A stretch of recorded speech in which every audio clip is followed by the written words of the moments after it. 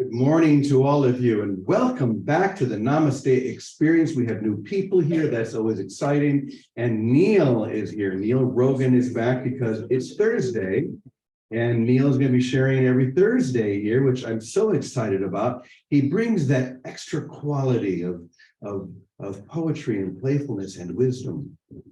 And that's what we are here for. So I'm not going to say much at all. I'm just going to kind of step aside and let our dear brother take over. So Neil, why don't you come on up? I can see he's got his book, Enlightenment, with him. So I think he's going to read from that. Thank you so much, James. And again, it's an honor and a privilege that I could not ever predict how my life has turned out when it turned out today, sitting in front of you. What a gift. So I wanted to talk today about something that I noticed about myself, that we're sitting in this beautiful garden. The sun is streaming down, the birds are singing, and for the most part, my whole life I've been in beautiful environments where things happen. And I realized for some reason I wasn't blown away. Why am I not blown away? How am I ignoring the miracle that anything exists at all? You know, the Big Bang, which was the universe is 13.7 billion years old today. The universe's birthday, it was a Thursday. Not the glitter. Yeah. And so we're still having a party, a birthday party. And but the Big Bang, as we call it, which I really call is the great macrogasm. But it was just hydrogen gas.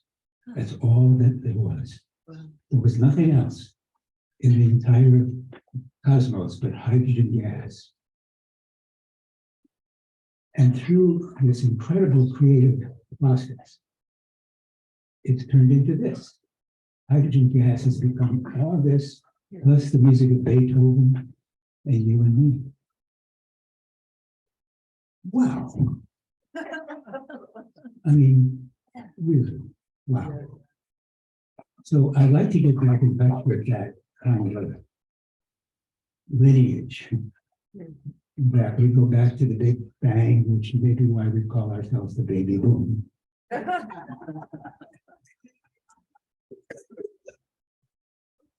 we're here today at this moment, and I'm sitting here and talking, and I want to read something that I wanted to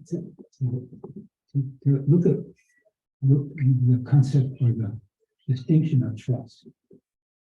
Because all my life, I trusted things. I trusted people, I trusted ideas, I trusted, and all of them, I mean, it was great, but it wasn't the ultimate kind of trust. Trust in the absolute, trust in the fundamental goodness that underlies your life. I'm going to read this. For dreaming danger.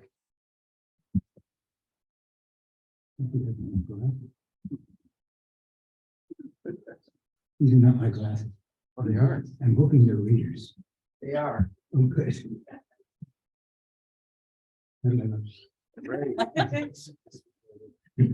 Almost like a person. Well, I'm getting there. I'm working on it. You remain embroiled in your role as your small self by not confronting what you would require of yourself to do if you saw through to the truth of your real self. Let me read that again. You remain embroiled in your role as your small self by not confronting what you would require of yourself to do if you saw through to the truth of your real self. What stitches you into your identity is the primary lie you believe of yourself, that you are lost and broken, that life is dangerous, reality cruel, the universe a place of menace and terror. You perpetuate this recurring loop nightmare to avoid the light and love that is your birthright, and within which you are always embedded, enfolded, and embraced in eternal safety and infinite security. There is only love. There is only love. And this is frightening to your belief in darkness. So you conjure a reality of challenge and suffering, when in truth, you are asleep in the palm of God's hand and reigning danger.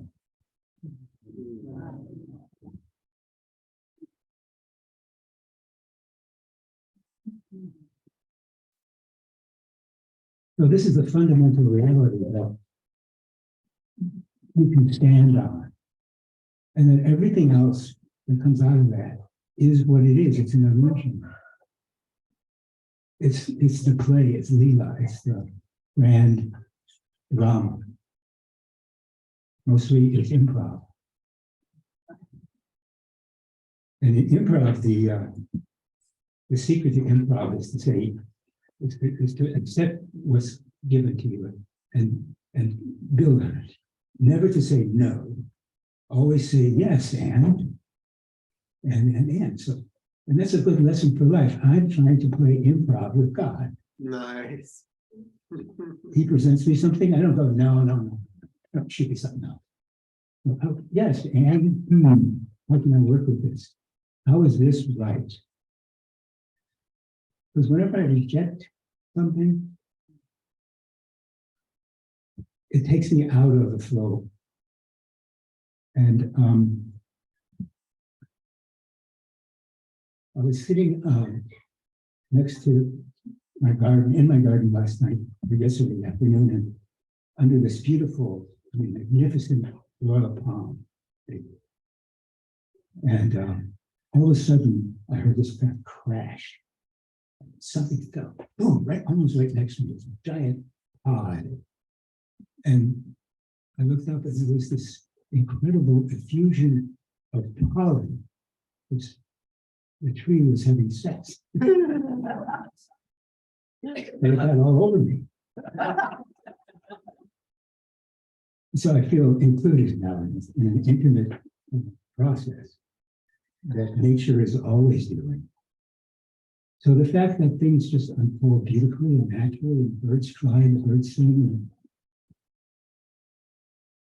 I don't know if you've ever heard of a man named Thomas Berry.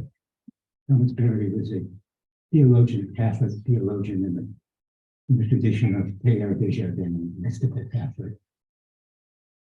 And he recognized that the community of life, what it's doing, the one word that describes what life is doing. Because that one word is celebration. That everywhere you look, life is celebrating itself and expressing itself and loving itself. Except for maybe one part of life, which is human beings. We seem to be, I don't know why, but we seem to be the tower note in this incredible symphony. And I wonder if because we second guess ourselves and wonder if this is the right thing that we're doing, should I be here? Rather than surrendering to the truth and the beauty that is washing over us all the time. Divine love is here right now, gushing all over like that tree. And what we do generally is put up our umbrella or look for the part of life that's not working and fixate on that. When in truth, we're asleep in the palm of God's hand right now. God is here now, extending his love to us now. And our job, our work, is to receive it and extend it, to extend the creation. to be a kind of extension of divine love. And there's another, hold on. Now, I have to explain something. This is not something I sat down and went, because when I'm a writer, and for me, writing is rewriting. It's, you know, whenever I get stuck writing, I tell myself, make a mistake in the direction of your intention. Do something. Because if you wait for it to be the right thing, it's never the right thing. It's only the right thing after a process of writing, rewriting, and saying, no, no. You know, when I start out, it's awful. It's like cleaning out a litter box. I do it. It's terrible. But then there's, oh, that phrase isn't bad. But that's a good sentence. And pretty soon I've rewritten it. That's a bad. Pretty soon it's great. But it takes a process of revision. These realizations didn't come to me like rewrite. This is a whole cloth dropped on my head out of a feeling of emptiness and a desire to know, and a recognition. And this is like one of the primary basic truths of life. I don't know. Really important, 3 important words for me to learn to know anything is to say, I don't know. Tell me. It's a realization that I don't have any idea what anything is or what anything is for, but I can learn. I can be open. I can know that I don't know, and in the not know, create a matrix to receive wisdom. So I don't think I'm wise. I think I'm smart, smart enough to know wisdom when I hear it. And I've, you know, years ago, many years ago, at the end of a long process of like 2 days of wondering who I am, nonstop, and not taking anything, saying, who am I? Well, that's not it, that's not it, that's not it. And then finally I was finished with that. It was a Monday after a weekend of doing that. And I was working I had a perfect tipping job. I was the manager of a leather store in North Beach, San Francisco. And I was sweeping up in preparation of opening the store for the Monday morning. I was sweeping and still wondering who was sweeping. Who just asked who's sweeping? Who just asked who just asked? I'm trying to back into myself, but all I could see was my footprints. I couldn't see a direct experience of the self. And that's what I was looking for and wanting. And I looked up and there was a 3-way mirror, a fitting mirror. So I saw myself in it, but I saw me from the side, like it wasn't me. And I thought, and I don't know if this had anything to do with what happened, but I looked at that and I thought, well, I'm asking the question as if I don't know. He's creating the whole idea of the question. It's prior to even asking the question, like, what is the question? And somehow that little flip, something happened. And the something that happened changed my life forever. And it was like a divine lightning bolt that struck me with such beauty and grace and love. And I mean, it was 100,000 million orgasms all at once. It wasn't even that. I can't describe it because it was not anything that had ever happened to me. Or it didn't feel like it was in my sensorium. It felt like an experience that had me. And I found myself on the ground weeping in gratitude. And for several weeks afterwards, my life was kind of an enchanted mystery. I would hear lyrics to classical music. Beautiful lyrics. Like the chorus of angels. And slowly, over the course of time, my ego reconstructed itself. But it left me with the realization that I don't know anything. That whatever I'm witnessing, there's something more here that I'm not seeing. And I began to wonder, well, what is really the truth? I see what I see, but there's got to be something else, something more. And I would hold that question. And then this is what occurred. These bits of wisdom that I feel responsible for, but not the author. I'm like a scribe. So this is one that came to me. It was about, all these are about the most important person in my life, me. It says, it's called What's Missing. And it asked, what would life be like if you weren't run by fear? If you didn't fixate on your external reality for reassurance, for guidance, for clearness, so you would know what to want. You know what you want.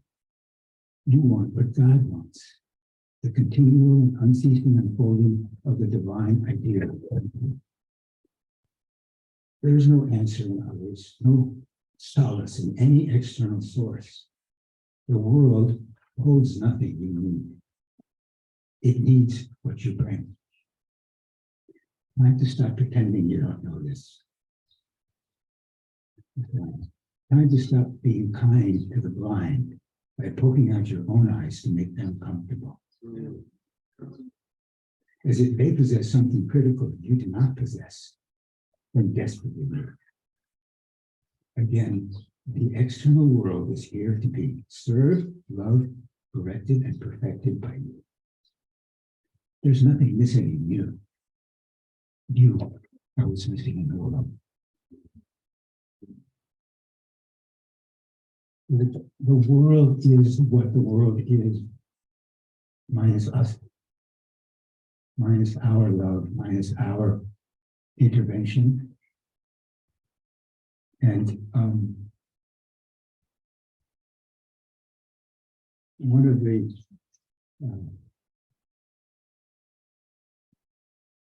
lessons that I think is lighten up a little bit. This one is a short one. It's called Lighter Than Error. The things in your life that you think are propping you up are holding you down. You are a balloon, not a rock. If you let go, you fall up.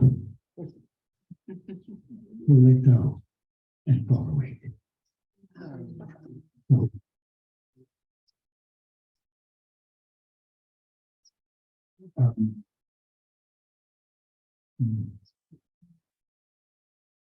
it's such a joy to like be on the spot. Yeah. Because we all have our personalities. We're incarcerated in this concept of ourselves. Like, it's obvious, when people say we're all one. No, look, we're not. Look around. You're over there, I'm over here. We're separate, everything's separate. It's like, you're crazy people. I mean, it's like saying the world is round. It's not, look, it's flat. Everywhere you look. So how do we access a more fundamental truth about ourselves? And I think we need each other to talk each other out of our sense of separation. And the more we communicate from our heart, the more we dispel the spell that we're under, that I'm not you, that we're not exactly, not only are we alike, we are identical. It's not that we're connected, we're just one. And the world is talking us out of that every time. The world has this unquestioned, unexamined belief in separation. Separation is an illusion, which reminds me of another one I want to be. I'm going to read you my whole book while you're here. And I found this the other day. I was going through my voluminous pile of papers. Remember paper? And I found the original handwritten version of what I'm going to read to you. And it has an energy, you know, the written part, the part where it's like,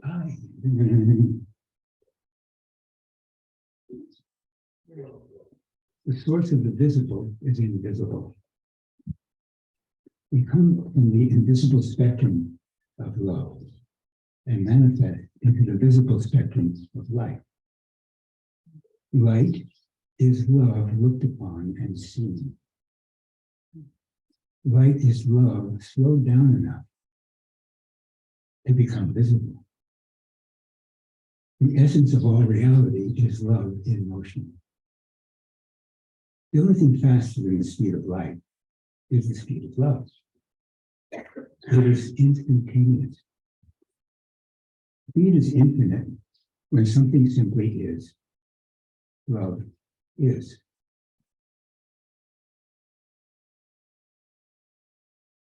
There is no distance when love is. Speed is a function of separation. Separation is an illusion. No separation, no time, no speed. Love moves at the ultimate velocity. Godspeed.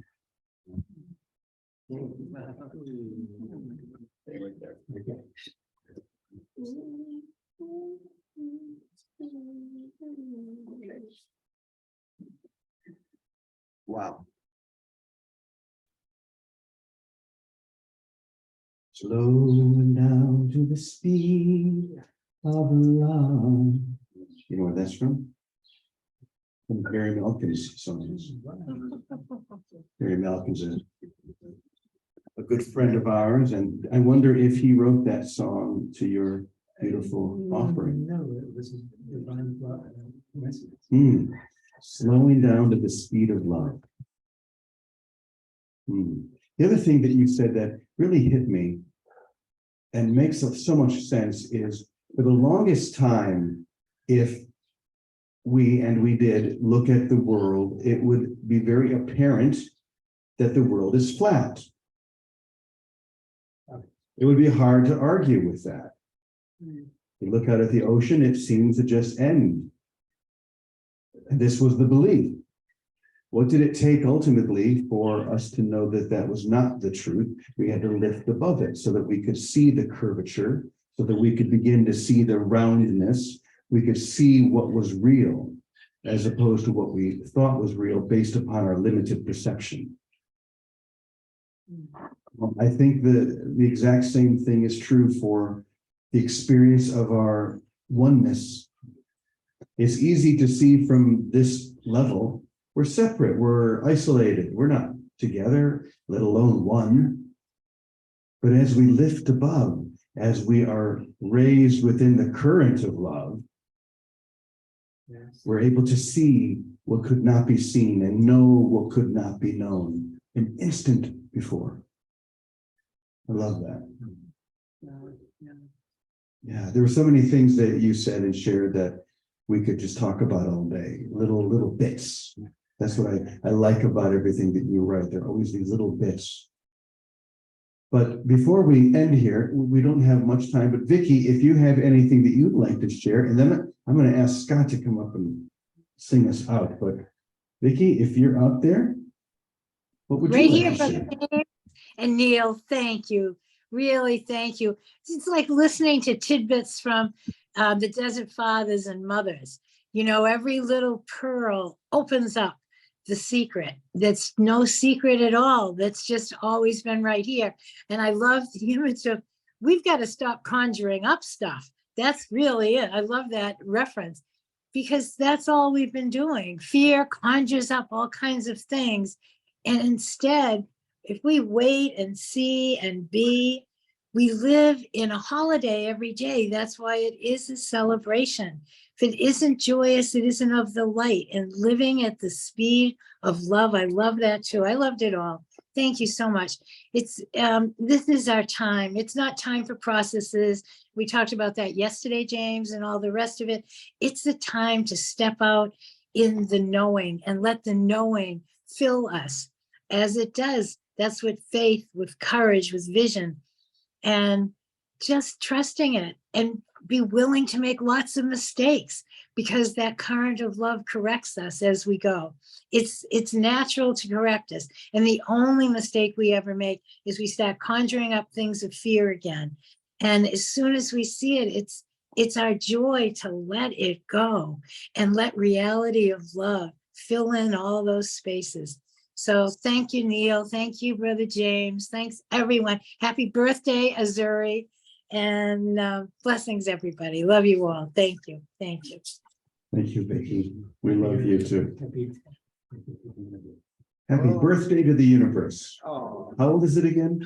13.7 billion Today. today. Wow. Wow, that's amazing. And to think that all of this came from just this big collection of gas. Wow. the moral is eat more beans. Yeah. Eat more beans. You'll never know what you create. So thank you, Brother Neil. We love Neil Thursday, and you're just so blessed, and we're so gracious. Thank you. You're so gracious. We're so blessed. So Scott, can I give you the theme? Please do. So why don't you use Neil's term, asleep in the palm of God's hand? For your song. Sleep in the palm of God's hand.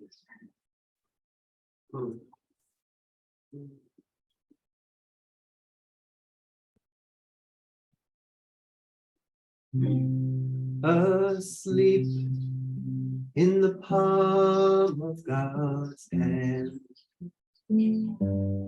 dreaming we're strangers in a strange land. But the alarm clock has gone off, so soft and so sweet. Boston, I hear all over the world. We are waking up in God's palm. Now we can hear the birds' song, and Neil hears Beethoven singing along. Nobody's right, nobody's wrong. It's time to wake up, shake off the fear. It's time to celebrate, we are here. We're part of the heart of God, gently here in her palm,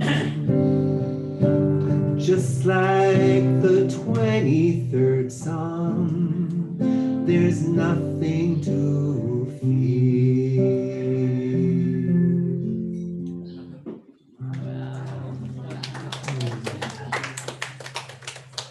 Did I get that biblical reference right? Yes, you did. Oh, cool. Very good. Wow, we are blessed. Thank you. Thank you, Scott. Thank you, Neil. Thanks to all of you. Thanks to all of you. We are blessed indeed. It is Thursday. Tomorrow we'll be back again Friday. I look forward to seeing you all then. So until then, what we say together? Amen, amen, amen. E punto. Thank you, everyone. Have a beautiful day. Thank you. Love you.